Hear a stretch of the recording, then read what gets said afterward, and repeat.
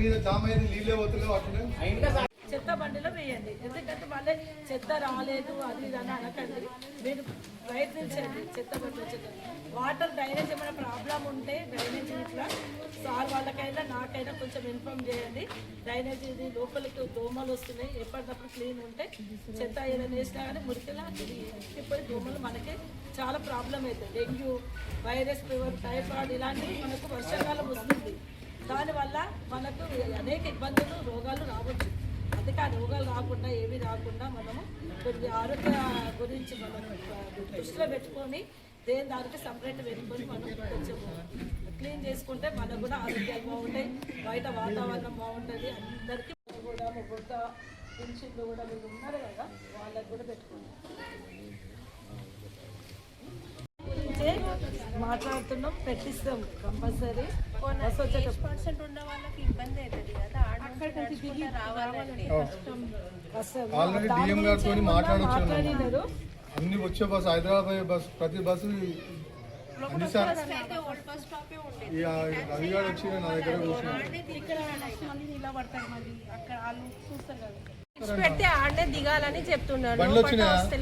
ఎవరు చెప్తున్నారు? Driver, conductor ఇద్దరు కూడా చెప్తున్నారు. ఇప్పుడు ఏడ దింపుతారు మిమ్మల్ని? స్టాచ్యూ దగ్గర. అక్కడ బస్ స్టాండ్ లో వస్తలేదు లోపల. ఇప్పుడు అక్కడి నుంచి ఇక్కడికి ఎన్ని కిలోమీటర్ ఉంటుంది అమ్మ? ఎంత దూరం ఉంటుంది? 2 కిలోమీటర్స్ ఉంటుంది సార్. 8% వాళ్ళు ఎట్లా నడుచుకుంటారు? వాళ్ళు చిన్న పిల్లలు ఉంటారు, లగేజ్ ఉంటారు, అన్ని ఉంటారు కదా. అవును.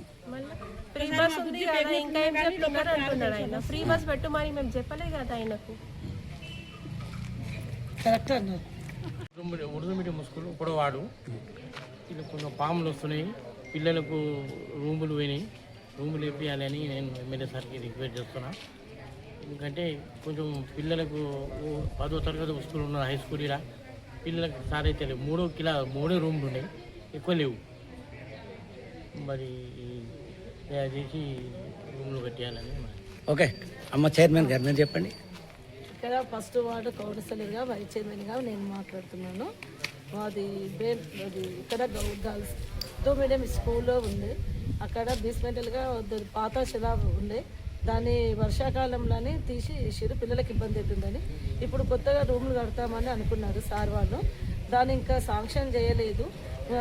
అది బేస్మెంటల్ చేయించరు, దాన్ని శాంక్షన్ చేసి కొంచెం రూములు కట్టించి ఎమ్మెల్యే సార్ గారికి నేను రిక్వెస్ట్ చేస్తున్నాను. కొంచెం వాళ్ళ పిల్లలది స్కూల్ ఓపెన్ అయ్యే లోపల రూమ్లు అయితే వాళ్ళకి ఇబ్బంది, తరగతి గదులకు ఇబ్బంది అవుతుందని అనుకుంటున్నాను.